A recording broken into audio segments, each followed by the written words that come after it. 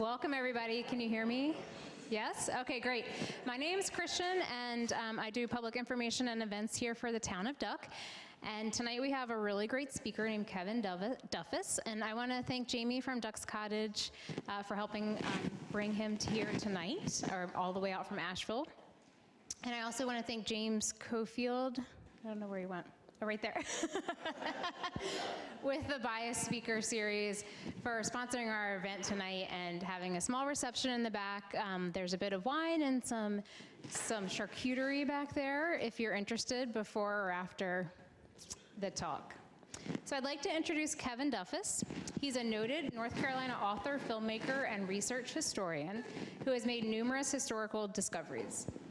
Wilmington's Encore magazine once described Kevin as a real-life combination of Indiana Jones, Dirk Pitt, and Ben Gates from the National Treasure movies.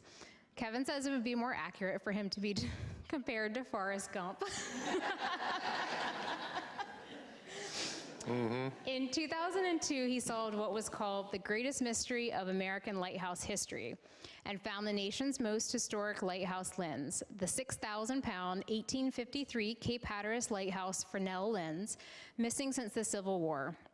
His book, The Lost Light, A Civil War Mystery, follows the incredible 150-year odyssey of the lens. He's also the author of Shipwrecks of the Outer Banks, an illustrated guide, War Zone, World War II off the North Carolina coast, and Cape Fear and Bald Head Island, which spans 500 years of American history.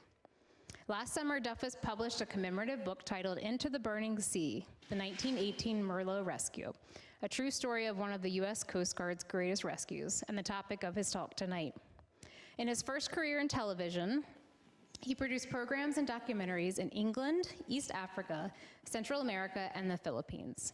His productions have been honored by the George Foster Peabody Award, the World Hunger Media Award, the Edward R. Murrow Award, and the National Education Association Award.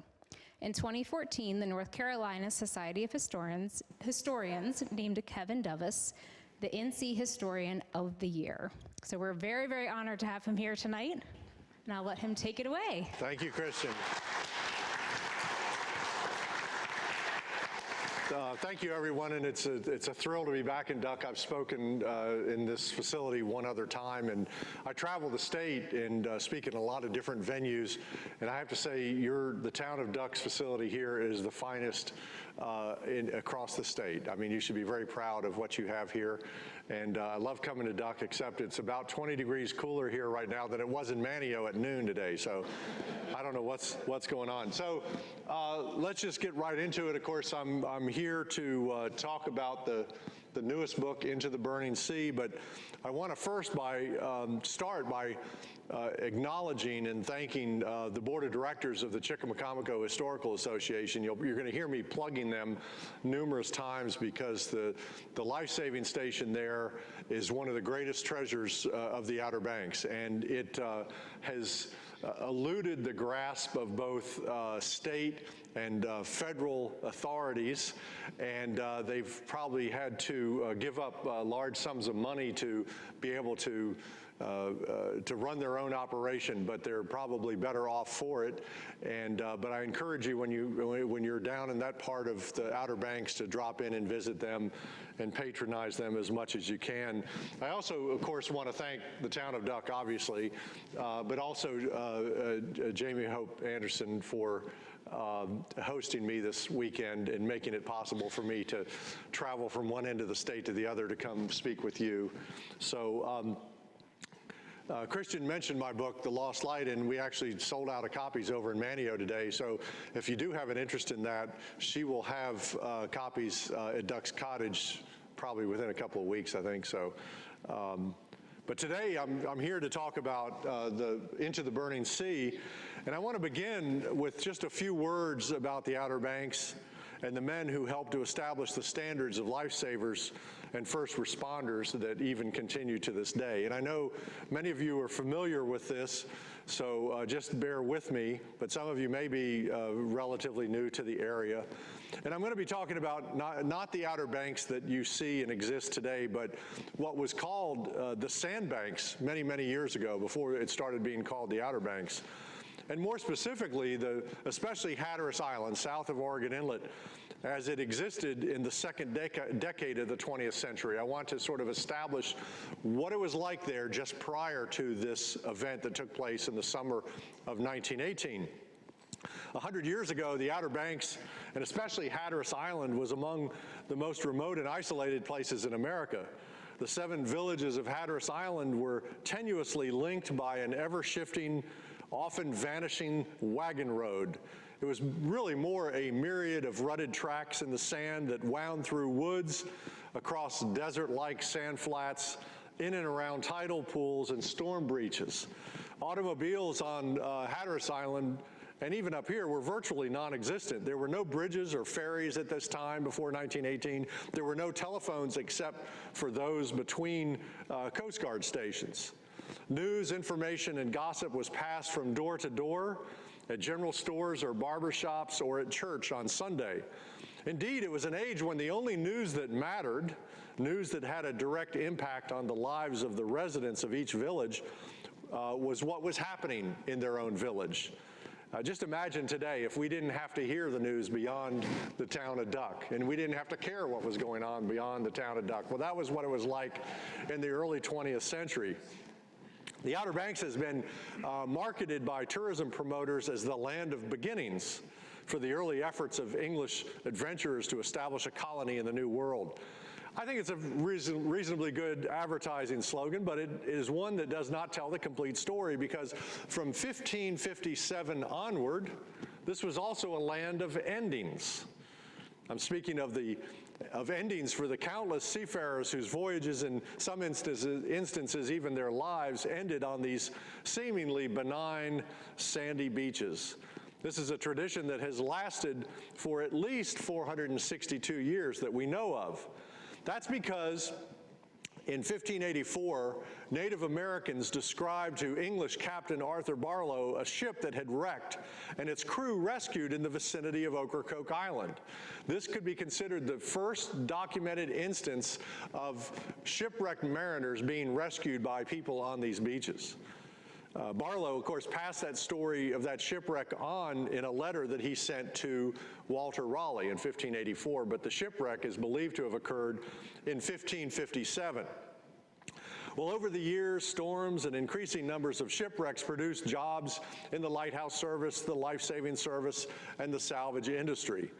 As you know, the U.S. government built and operated some of the tallest and most beautiful lighthouses in all of North America, and placed life-saving stations every 6 miles or so along the Outer Banks. Indeed, I think that the Outer Banks could alternatively be marketed as a land of heroes. Their names aren't usually listed in our history textbooks, but Outer Banks lifesavers were exemplary American heroes who deserve to be enshrined in our nation's memory.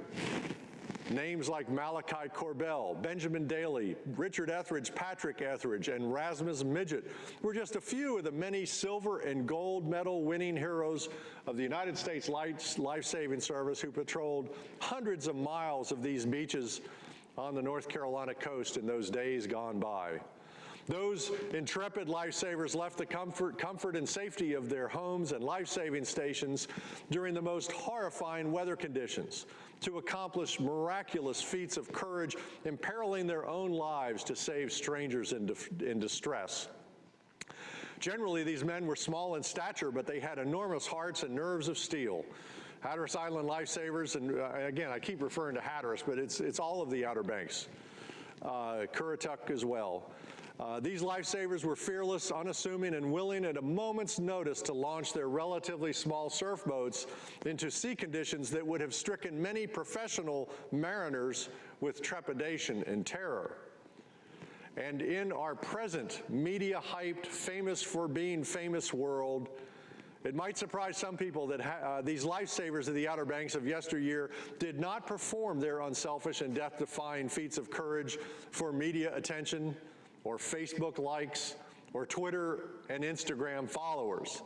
They did those things simply because that was their job. So that's the backstory for this amazing event that I'm going to share with you today, the day about 100 years ago or more when 6 Hatteras Island Coast Guardsmen from Chickamaucomico Life-Saving Station were about to step onto this grand sandy stage of American history to make history of their own, perhaps even surpassing the achievements and exploits of their own forebears. On the 2nd of July, 1918, a 425-foot-long steam tanker that looked something like a floating Picasso painted in black and white cubist camouflage slipped her massive manila lines and eased out onto the Thames River with the ebbing tide. The ship's destination was New Orleans to take on a cargo of aviation fuel. Then she was to go to New York, where she was going to join a convoy for her return to England. She was the state-of-the-art steam tanker Merlot. Merlot is the Spanish word for blackbird. Merlot had been commissioned by a Norwegian shipping company, but that company was not permitted to take possession of the ship because of the war and Britain's ever-growing demand for merchant vessels, which were being sunk by German U-boats at an alarming rate. It often surprises people to hear that German U-boats sank more shipping tonnage in World War I than they did in World War II. That even surprised me, a World War II scholar. Well, Merlot was requisitioned by the British government on behalf of the Crown to serve as an auxiliary for the duration of World War I. Aboard that ship were 51 men ranging in age from 17 to 58 and hailing from 13 different nations. Many of the ship's crew of officers and engineers and stokers and greasers and ordinary seamen had only just met as they began to board this ship. They were, in fact, a crew of strangers and a team of men and boys. Their captain was 54-year-old William Williams, a blue-eyed Welshman from a shipbuilding town on Anglesey Island, which is a place with its own valiant seafaring and life-saving heritage, surrounded as it was by one of the more rocky, forbidding coastlines in the world. Now, the summer of 1918 was a very unsettling time for British merchant mariners like William Williams and their families. The deadly toll on both sides of the Atlantic inflicted by Germany's new undersea menace, the U-boat, and its insidious mines, torpedoes, and artillery shells had been a regular feature on the front pages of London's newspapers. The sinking of RMS Lusitania and the loss of 1,198 innocent lives was among the most appalling headlines that were being read at that time. Well, naturally, for the younger members of Merlot's crew, like 18-year-old radio man Tom Minty, the perils of going to sea in wartime were especially worrisome. Minty had never been to sea before and had no idea how he would fare so far from home. During a pre-departure social gathering aboard the tanker before it left the vicinity of London, Tom Minty asked one of the other sailors' wives if she thought that they would be okay on the voyage to America. "Of course you will," she replied with a smile, yet a feigned confidence. On the same day that Merlot left Tilbury, England, U-140, the newest of Germany's large but very lumbering U-cruisers, maneuvered out of her port on the Baltic coast and laid a course for the North Atlantic.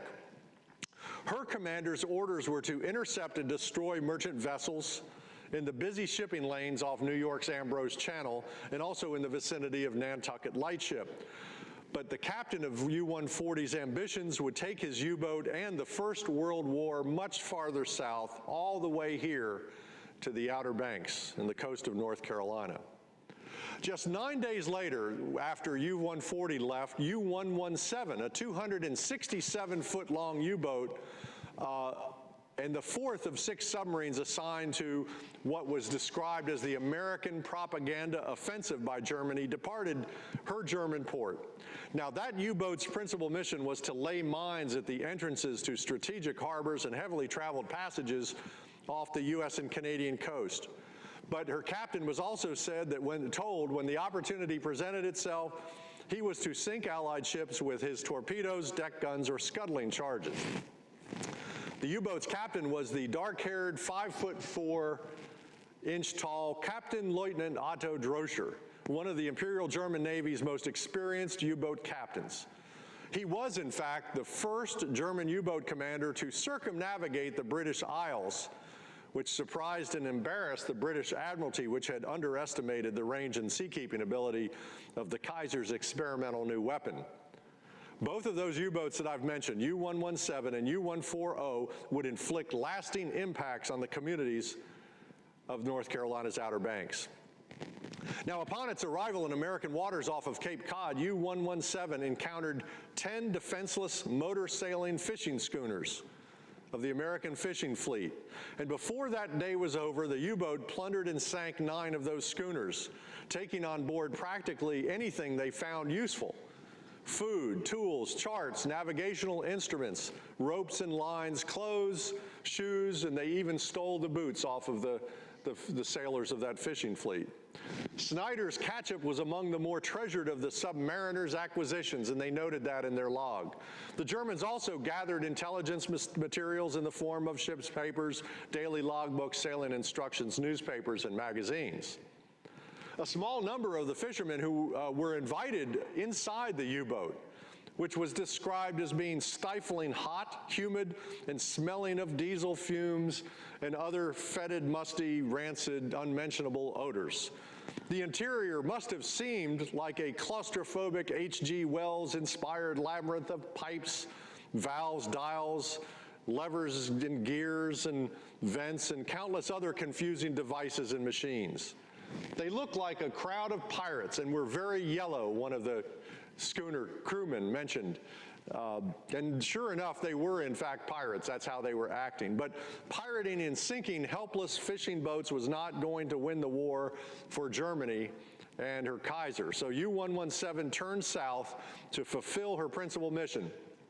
Over 3 days in mid-August, she strung 9 mines near Barnegat Shoals off New Jersey, 7 mines off Fenwick Island Shoal, and 8 mines south of Winter Quarter Shoal, leaving 9 of her original 35 mines to plant at Wimble Shoals off Pea Island and Rodanthe on the 16th of August. Right there. Yes. Meanwhile, at the port of New Orleans, Merlot took on nearly 300,000 gallons of the highly flammable aviation fuel benzol and a lesser quantity of paraffin. The British called it paraffin, we called it kerosene. The benzol, the tanker's crew was told, was going to fuel British aircraft that were hoping to bomb the German port of Cuxhaven and likely the Zeppelin facility that was located nearby. Britain had been enduring these bombing raids by German Zeppelin for a couple of years at this point. So the crew of the Merlot considered this to be a very noble mission. And for safety reasons, the aviation fuel was loaded in the tanker's 12 forward tanks, while the less volatile kerosene filled the 2 tanks closest to the ship's boilers and engines. Nevertheless, as this ship steamed down the Mississippi River, she was a floating bomb.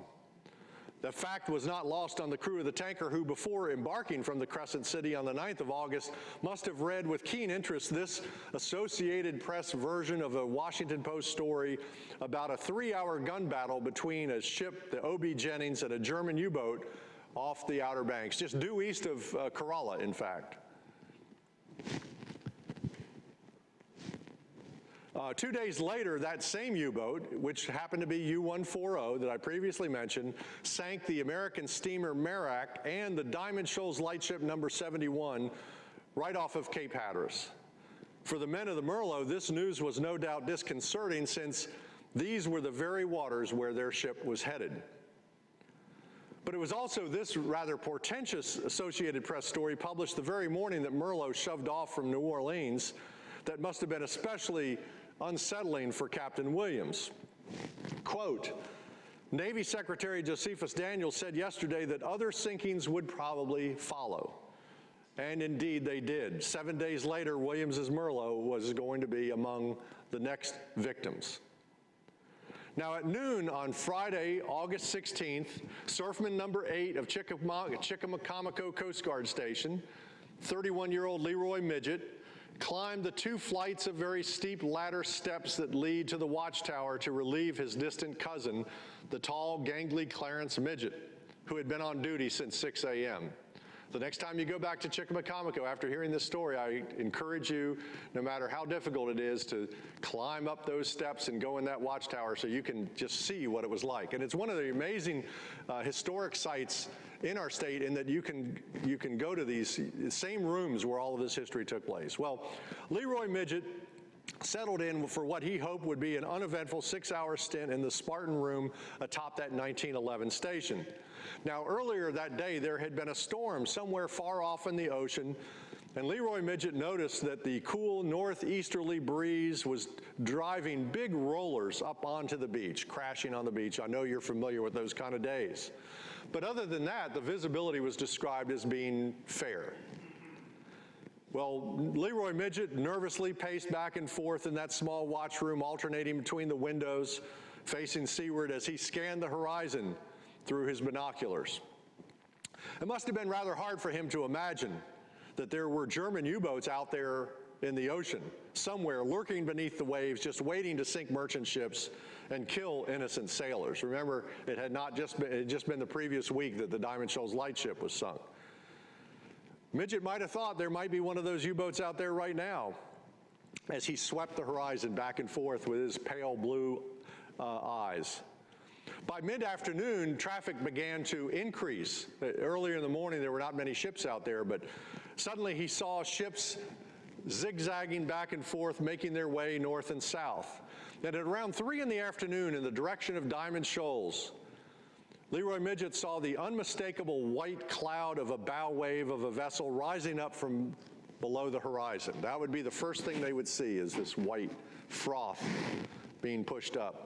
In fact, the old-timers would just say that was, she had a bone in her teeth. Well, she was the British tanker Merlot. However, when Leroy Midget spotted Merlot coming up from the direction of Cape Hatteras and Diamond Shoals on the afternoon of August 16th, the Merlot did not quite look like this on the screen. This is one of Merlot's sister ships, and I've made this image. There are no surviving image or photographs of Merlot. Well, the hull of the tanker had been painted, as I said at the beginning, in a special disruptive camouflage termed by naval authorities as dazzle. That was intended to try to confuse enemy U-boats rather than to try to hide the ship.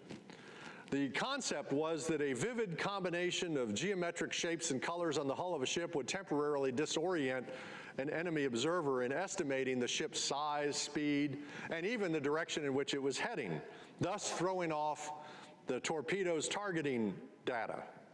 Sometimes this worked, but most times it didn't. It's not known what Merlot's dazzle scheme looked like. Every single ship's pattern was intended to be unique to further confuse the enemy as to the class of the vessel, whether it was a warship, a freighter, or a tanker. But photos of these ships here, the HMS Cadillac and the West Mahomet here, offer us a few examples. Now, from Leroy Midget's vantage point, just as this ship was nearing the Wimble Shoals buoy, she veered sharply off to the northeast, beginning her 15-minute zigzag to starboard. This was one of the defensive measures that they used against German U-boats, is that every 15 minutes the ship would change course.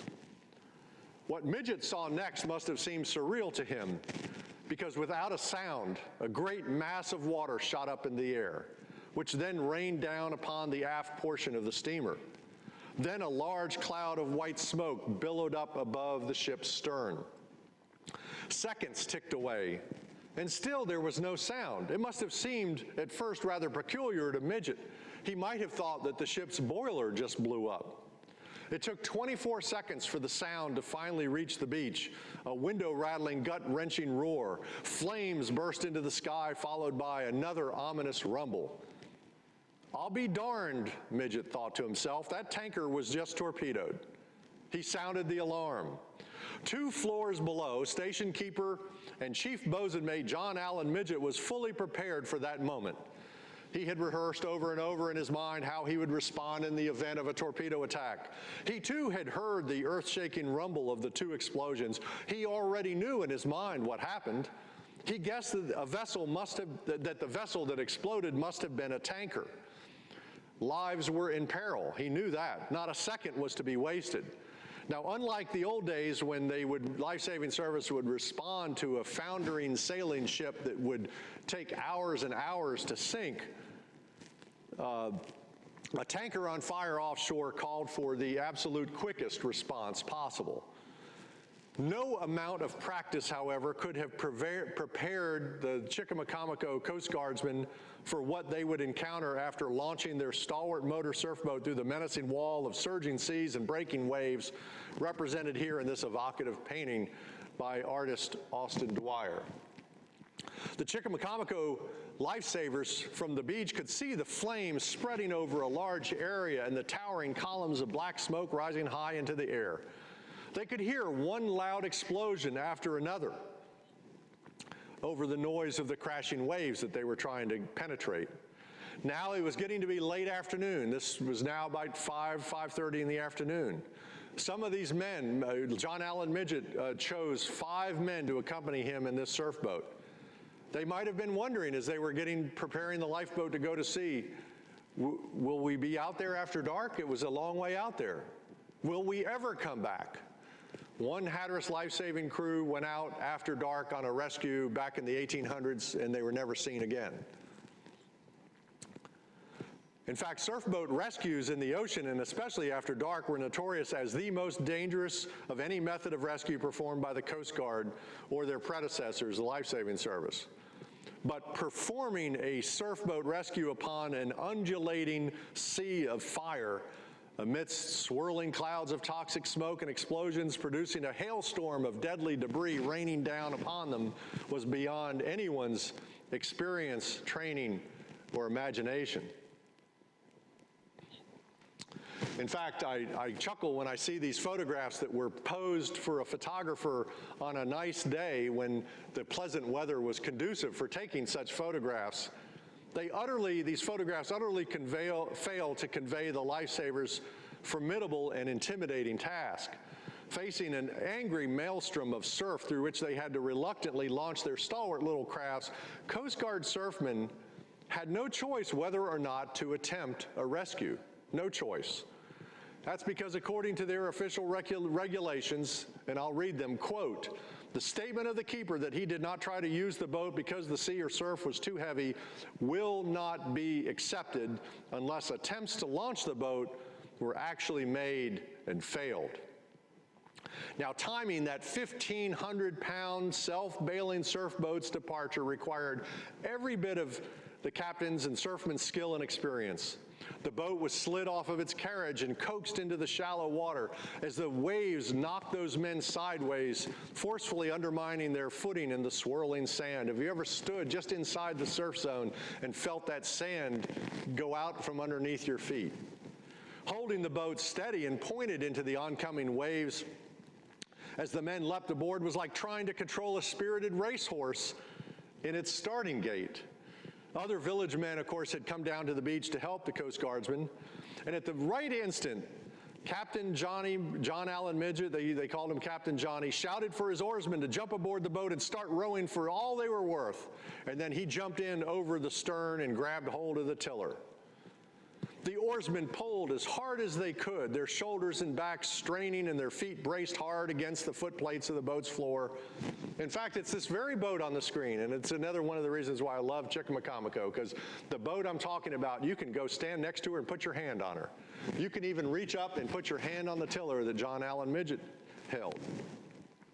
Well, waves broke over the bow and seawater filled the surfboat faster than its self-bailing system could discharge it, making the boat too heavy for its oarsmen to breach the oncoming waves. Those 5 brave surfmen and their captain tried to gain the open ocean, and they failed. 3 times they failed. Launching the boat seemed doubtful. The strength of those 6 Coast Guardsmen began to weaken. According to the government regulations, they had dutifully made attempts to launch the boat. Witnesses on shore surely would testify to their efforts. The regulations said they did not have to try again. An inquiry would certainly absolve them for their inability to perform their service. But at such times, regulations meant nothing to the Outer Banks lifesaver. Whether they were conscious of the fact or not, and I think they probably were, also weighing upon their Herculean struggle were the reputations and legacies of their forebears, their fathers, grandfathers, and uncles, the honor of the Outer Banks lifesaver, not to mention the fate and futures of strangers out there at sea depended on their success. They tried to launch the surf boat a fourth time, and this time they succeeded. Well, they were on their way, but to what fate they did not know or could imagine. The Chickamauga men, for all they knew, could have been heading to their own horrible, painful deaths. Instead, due to their skill, their training, and their devotion to duty, and perhaps most of all, their heritage, Chief Bosun Mate John Allen Midget, Zion Midget, Lee O'Neill, Leroy Midget, Clarence Midget, and Arthur Midget were on their way to making Coast Guard history.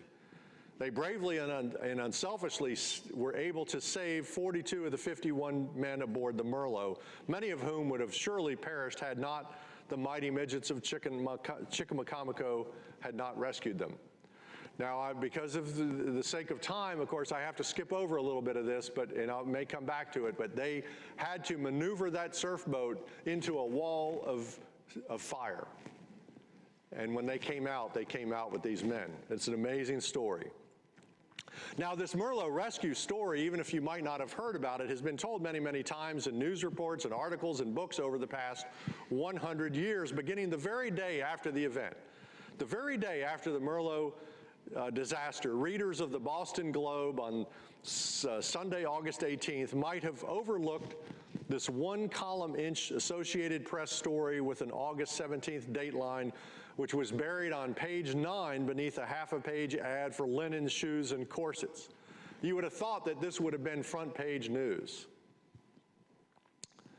And oddly, or maybe not so oddly, considering sometimes the dubious state of journalism today, this initial brief, untainted news report would be the first and likely last accurate account of the many retellings of the Merlot disaster and rescue for another 100 years.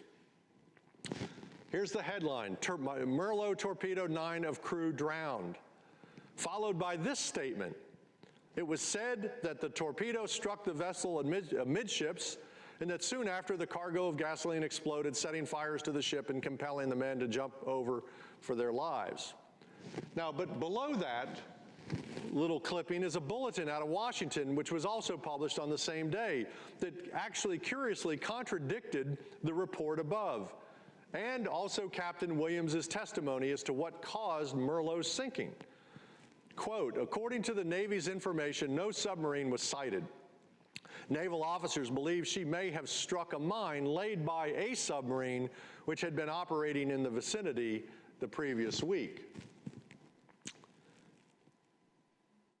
The government's assertion that Merlot had been sunk by a mine and not a torpedo became accepted as fact for the next 10 decades.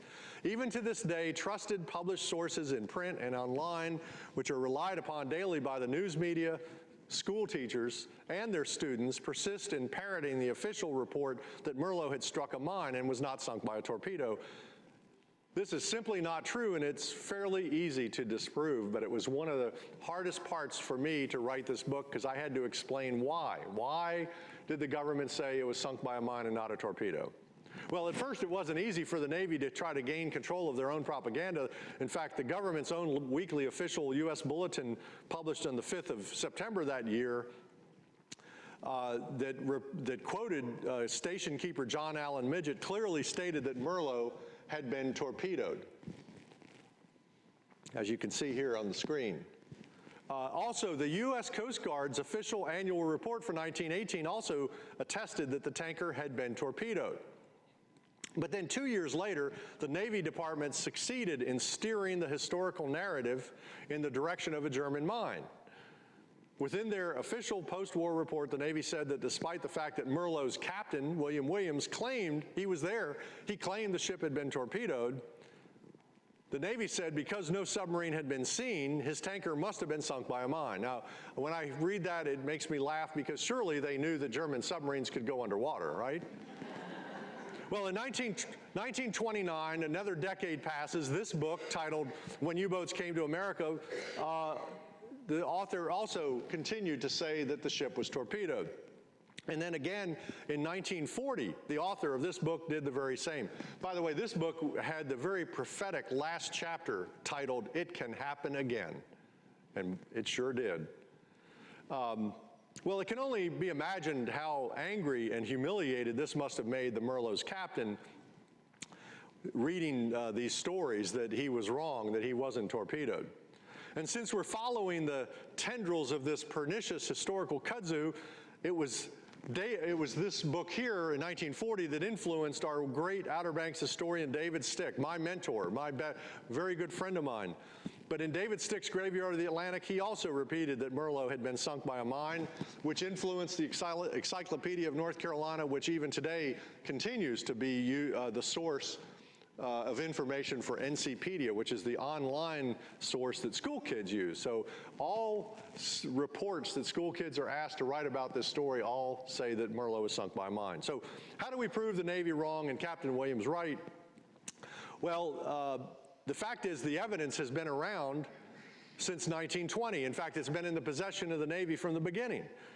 First of all, I just want to restate that the U-boat that was responsible for the Merlot sinking was U-117, which was in fact a mine-laying U-boat.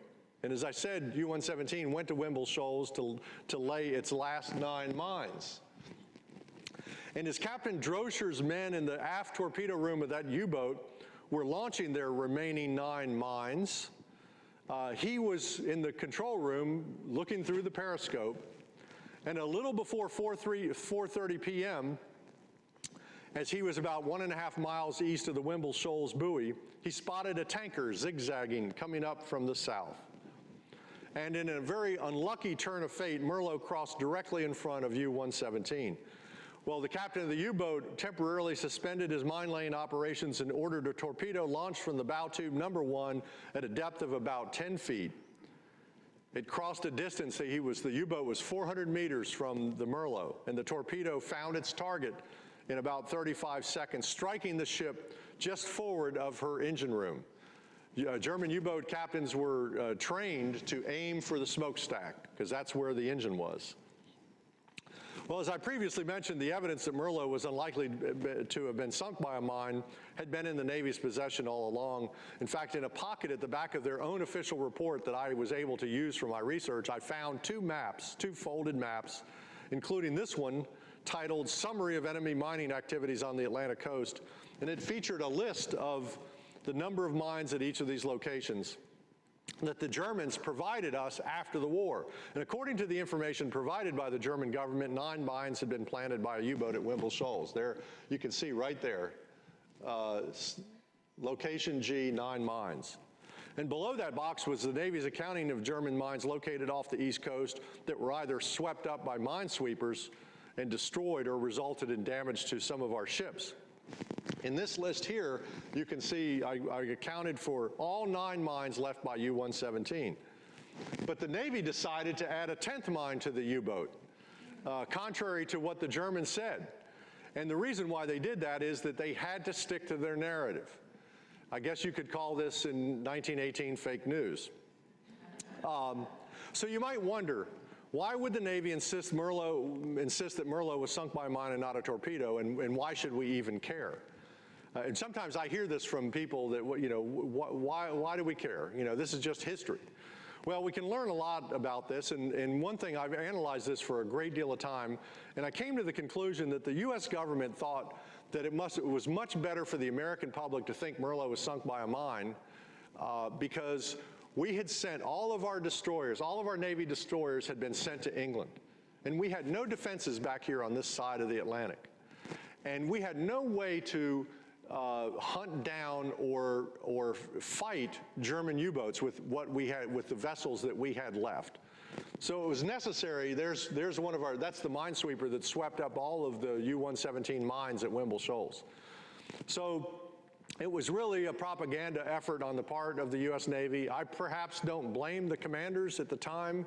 And so with every war, our military does not want to panic the American public about what's really going on. And I believe that's what happened. Now we're going to get to the good part of this story, because as a research historian and a nonfiction writer, I prefer not to simply rewrite the work of my predecessors. And I certainly didn't want to rewrite David Stick's book. I also strive to follow the advice of 19th century American historian Francis Parkman, who said that the successful narrator of historical events must be a sharer or spectator of the action he or she describes. In other words, put the audience, put the readers in the middle of the action. And of course, you're also familiar with, I'm sure, David McCullough, the great American historian, who once said that no harm is done to history by making it something someone would want to read. That's the beacon of wisdom that steers my historical prose. And so for the Merlot story, I hope to find somehow a way, without inventing content or fabricating a narrative, to take the reader with me into the middle of the action, aboard that tanker Merlot when she was torpedoed, aboard motor surfboat number 1046 as she entered the burning sea in search of survivors, to try to paint a picture, if you will, with words rather than a brush, as this artist did, to try to tell the story in a way that would make it something someone would want to read. And as it happened, I was already working on the book. Out of the mists of the past came Third Officer Victor Albert Wilde and his amazing eyewitness recounting of the disaster that had been written in his own hand. And also a series of letters that Victor Albert Wilde wrote to the midgets of Rodanthe in the months before his unexpected death in December of 1970, many, many years after the Merlot disaster.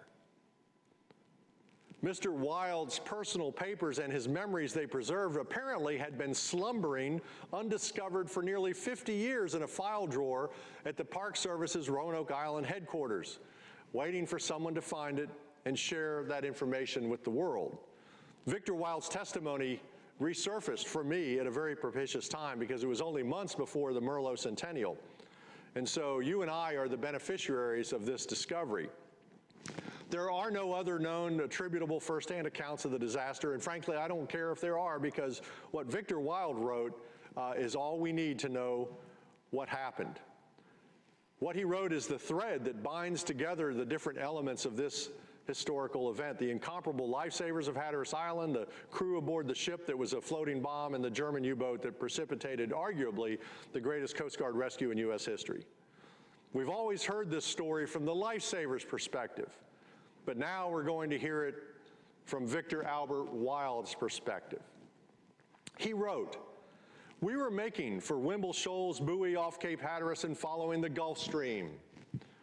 Now, on that day, this was mid-August, you can imagine how hot it was. And the gasoline in the ship's tanks expanded.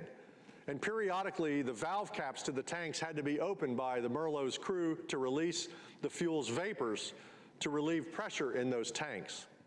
So on top of their anxieties of encountering a U-boat or one of its mines, the danger of an inadvertent spark igniting the ship's combustible atmosphere kept everyone on board that ship on edge. In fact, as the fumes of the cargo wafted up through the open ports of the wheelhouse, Victor Wilde, as a watch officer, constantly struggled to try to stay awake. He was rubbing his eyes and just, and so periodically he would splash his face with cold water from a jug that he kept just for that very purpose.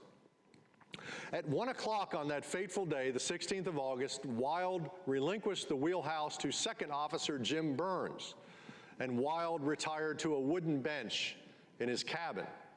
Quote, "I must have dozed off, and then all of a sudden, there was a terrific explosion and my cabin pictures all seemed to cave down on me. I jumped up and ran on deck, and as I did, there was another explosion aft. I went to my lifeboat station and found that it had already been lowered into the water with the second officer and a lower-ranking sailor in it. He said this was the lifeboat that I was in charge of, but I think the second officer got panicky."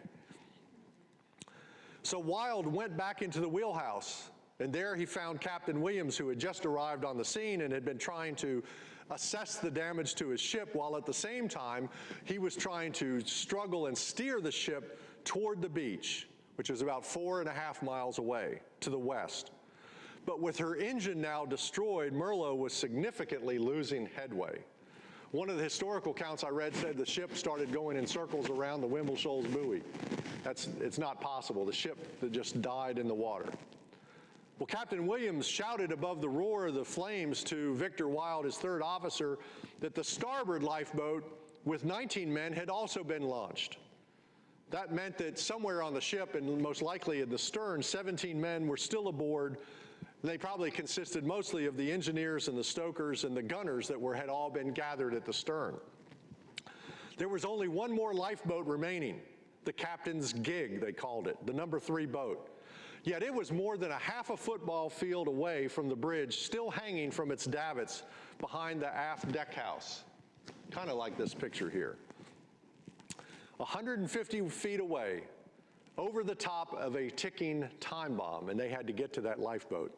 Now, normally the route to the aft deck house from the bridge was via an elevated catwalk above the cargo tanks that went right down the center of the ship, but the other end of it had been crumpled into a tangle of steel by the initial explosions. Victor Wild wrote, "There was only one other way to get to that boat, and that was to crawl along the bulwark or the sides of the ship, which was no more than, say, a foot wide. So we had to crawl like cats." As they crawled along the port side gunwale, Victor Wild said that he could see some of the men from the overturned number 2 lifeboat desperately trying to remain afloat in the water. The boat tipped over and dumped all the men out in the water, and now they're surrounded by flaming waves. One of those men in the water was 18-year-old Tom Minty, the second Marconi operator, who on the night before they departed England asked the wife if she thought that they would be safe. Now, 6 weeks later, the awful scene below became forever sealed in Wild's memory, for he later recalled that his drowning shipmates in their last seconds of life were not calling for their wives or their sweethearts, but were calling for their mothers. He wrote, "What strange things enters one's mind? I could see the poor little wireless officer putting his arms up and going down, calling for his mother. Oh God, I thought, please save me from this fate." Well, Captain Williams and Victor Wild reached that number 3 lifeboat, and with the help of the other survivors on board on the deck, they lowered it, and once on the water, they now had to get themselves away from that tanker as fast as possible because the aviation fuel had yet to ignite. There were so many men in that little lifeboat that they couldn't even get the oars out and row the boat, so there was a sail that they lifted up on a little mast, and they began to move away from that 400-foot-long steamship. Only then they were able to move away from the tanker as she was in her final mournful death throes. Merlo was wailing, Wild vividly recalled, like a fatally wounded creature. Fire and smoke poured out of her, out of fissures in the hull, and then it happened. The tanks of benzol ignited. Wild. After getting not too far away from the ship, she was still just wailing what it seems like to be her end. Then she went up.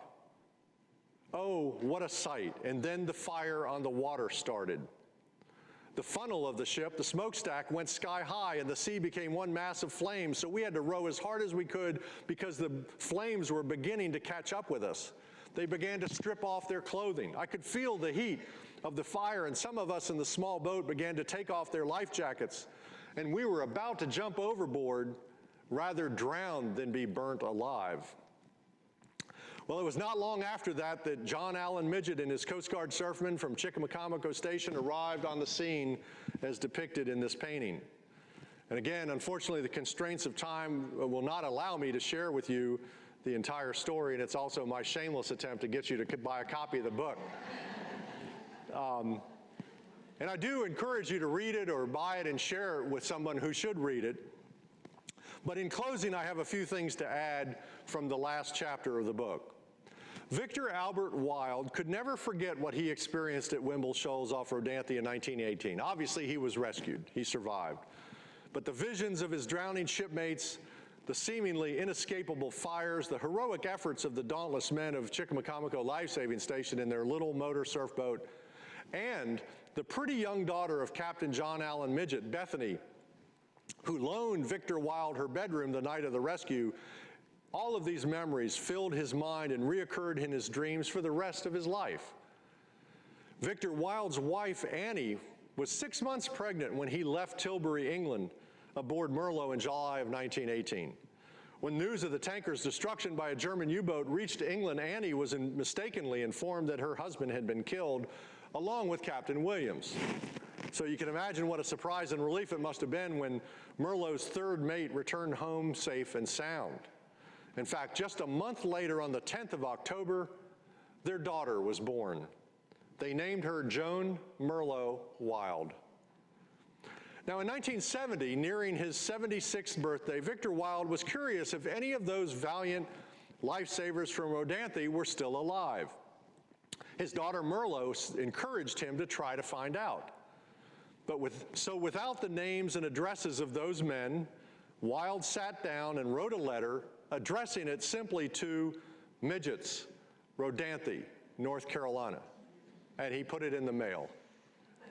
Well, the postmaster of Rodanthe, a woman, and I learned this lesson years ago, is don't refer to female postmasters as postmistresses. They don't like that.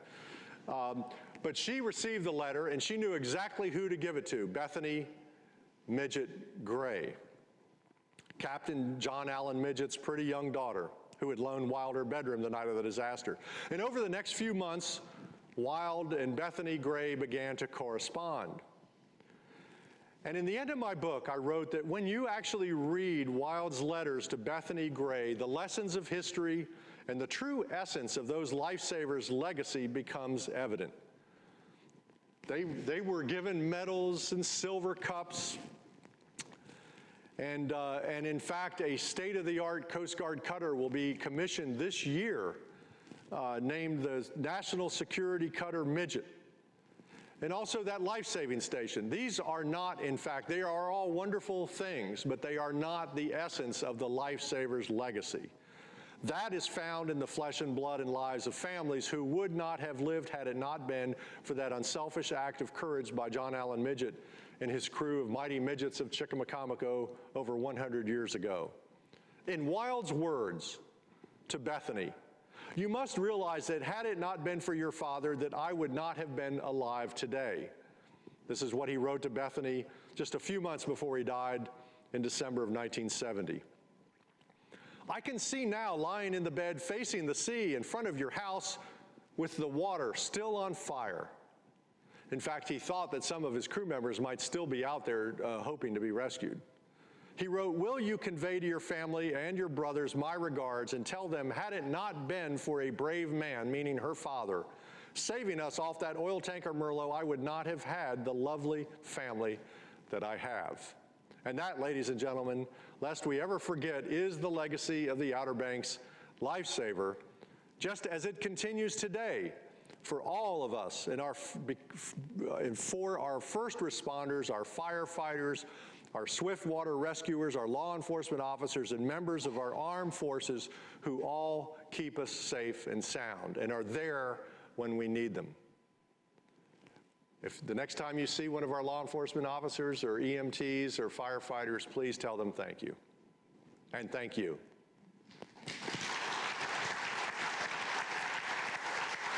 Thank you. Pardon me? I'd be happy to take questions. And on any subject, not just Merlo. I'm a Blackbeard expert, although last year was the 300th anniversary and I'm a little burned out on Blackbeard, but yes, sir. The U.S. government registered this as a mine center. What did the British government register as? Torpedo. Yes. Did you all hear the questions? What was the opinion of the British government? Well, they believed their merchant captain, William Williams, who said he was torpedoed. Now, he didn't see the torpedo, but there are lots of other facts. Obviously, you know, I'm limited by time, and even though it's a small book and it's a quick read, but there are lots of other factors. Two other reasons why it was impossible for the mine to have sunk Merlo.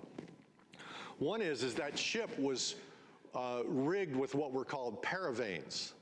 And what they were like two torpedo-like devices with fins on them attached to a cable that was attached to the bow of the ship. And they would throw those overboard, and they would span out like 100 yards or more on each side of the ship as the ship is moving through the water. And if it encountered a mine, it would snag the mine, and the mine would slide out to where the end of and there was a cutting device that would chop the cable, and the mine would pop to the surface, and then, the mine was no longer a threat to that particular ship. But more convincing than anything is that in doing my research, and no one had ever come across this, but I researched German mines, U-boats, 1917, 1918. And the Germans were really good engineers. And so they designed a mine that when it plopped out of the back of the U-boat, it would sink to the bottom, to the ocean floor. And it would sit there for 48 hours. There was a timer. And at the end of the 48 hours, this lock would open up and the mine would start rising. And it would usually stop at about 10 feet below the surface. And they did that because they didn't want to sink their own U-boats. So the U-boat had plenty of time to clear the area. So the U-boat was there sinking mines when the Merlot passed, and it was impossible that any one of those mines would have sunk the Merlot. Any other? Yes, sir. Just to confirm, most of the mines that the U-boat laid would be anchored mines, they weren't floating? Correct. They were tethered, yeah, there was a big heavy base that they would sink. And in the book, I actually have some photographs and diagrams and explain how all that works. Yes, ma'am.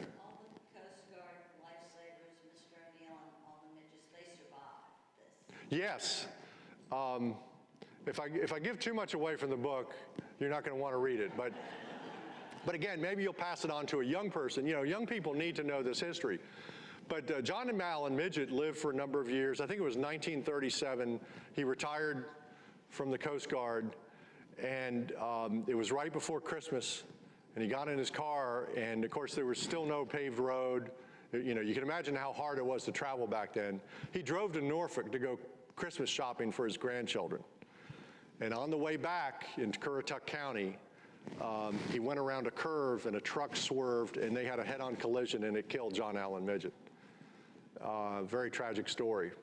Now at the centennial last August, I had the privilege, there's one woman who is a daughter of one of the lifesavers. And then there were a couple of women who were the granddaughters, including granddaughters of John Allen Midget.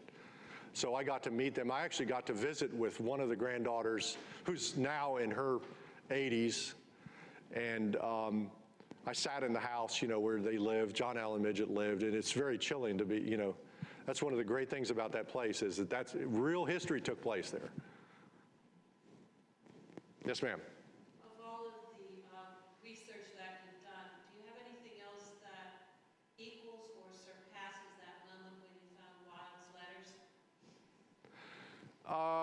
Yes.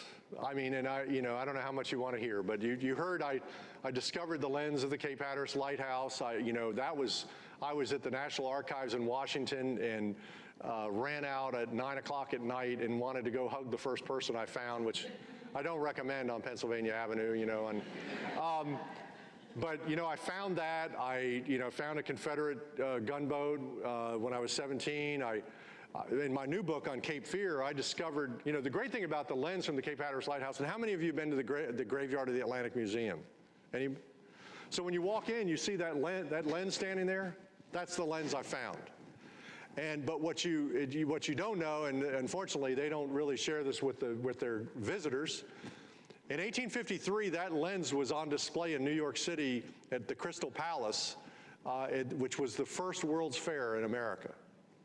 And there are lots of interesting connections with it. The first engineer who assembled that lens in 1853, around July 1st, was a topographical engineer whose last name was Meade.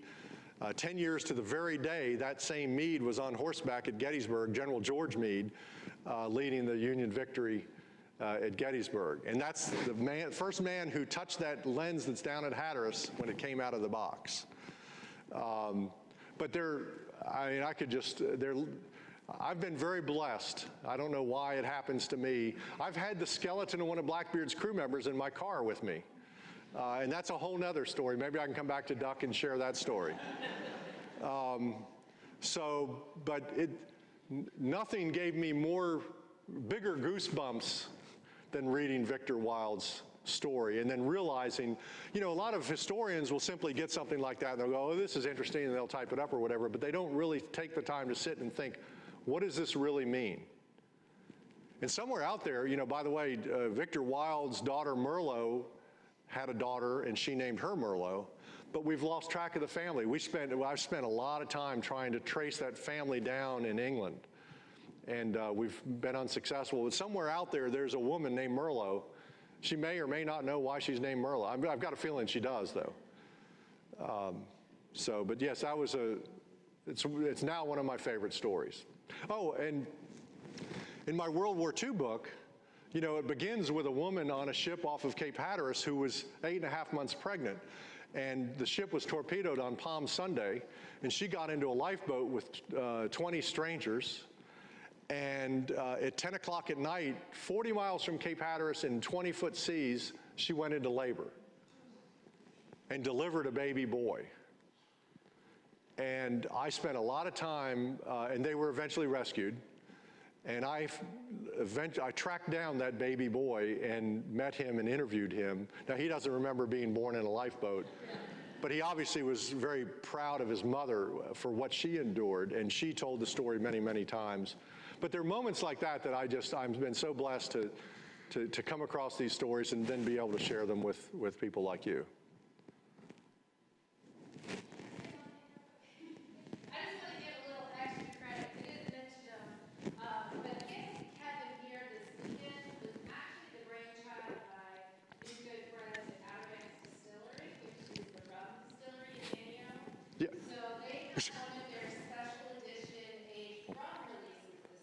Don't get the wrong idea. I don't drive across the state for a glass of rum, but you're. And they had met Kevin and some Blackbeard festivals and things. I said, you can get him out here to do a lecture. They didn't know what to name rum, so they ended up calling it rum. So it went on sale at 10 a.m. today. And they do have it at HBC Dare County stores. If you want a little bit of history. But big shout out to them. This is kind of their little. Yes, and I took their slide. I'm sorry. Yes. I did taste the rum, and I can really vouch for it. It's a tasty rum. But what they do over there, if you're in Manio, you should go tour the distillery. It's really fascinating. It's pretty amazing that they do what they do. Any other questions, comments? Is it time for? I have one quick question. Yes. Is that okay? A quick question. There's a wreck offshore here that if you dive, most people refer to as the Green Buoy wreck, but I've also been told that they think it's the Merlot. Do you know if the wreckage of the Merlot has been identified? No, it's absolutely not. I don't think the Merlot would have gotten this far. The Merlot exploded with such force that I don't think there's any sizable part of the Merlot that can be found. They actually really tried hard last summer to try to locate the Merlot. And it shouldn't be that hard because we have the exact spot where the event took place, just a mile and a half, off of the buoy. But no one's ever found the Merlot. And I think that it's in a lot of little pieces, and they have now subsided into the sort of the murky ocean bottom. And I don't know what the Green Buoy wreck is, and I should, because that's one of my areas of specialty. It's shipwrecks of the Outer Banks. I don't know what it is. But that's a whole nother subject, shipwrecks. Okay. Is there any wine left? Any more questions? Oh, thank you. And I'll be over here, and if you'd like to purchase books, and I'll be happy to sign them. And Jamie's been gracious enough to let me sell these books here, even though her store is right here in Duck. But it's gonna help me with gas money to drive back to Asheville. So if you don't buy books, I'm going to be stranded somewhere between. No, I'm kidding. Thank you so much. And before everybody enjoys the reception, our mayor, Don Kingston, has a small gift to present. Thank you, Christian. And thank you all for attending this evening. And a little special thank you to the Bias Speaker Series, represented here tonight by James.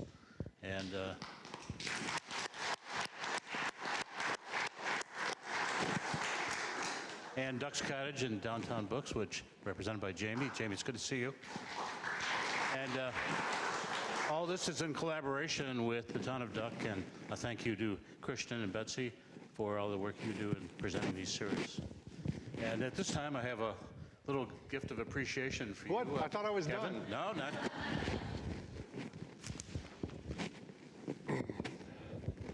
And this is a piece of appreciation and a picture of John Bias and the Bias Foundation, and gladly like to present it to you, Well, Kevin. thank you. That's great. very Great much. honor. Thank you. Thank you very much, and thank you for taking the time to come out here to the Outer Banks and the Duck, and you're welcome back. You got a lot of books you can talk You know how to about, so- find me anytime. I don't, but we'll find out. And Thank you. any other questions for him? Oh. I'm going to turn that over to Christian. I know, but I'll let her talk. Yes, thank you. I should have announced that earlier. It's April 24th at 7 p.m. That's a Wednesday. And that will be a conversation with William Cohan. He is a noted financial journalist. And so James will be leading the beginning of that presentation and asking some questions, and then there'll be a free-form discussion afterwards. After that, on May 23rd, with the Dare County Arts Council, we'll be presenting Brothers Like These, which is a reading of poetry written by Vietnam veterans in conjunction with the former poet laureate. And then in June, we'll have a professor of Southern history coming, who will be presenting about his study of the South through photography. But he also just won a Grammy for his recordings of Southern history, his audio recordings. Well, thank you so much, everyone, for coming, and please enjoy.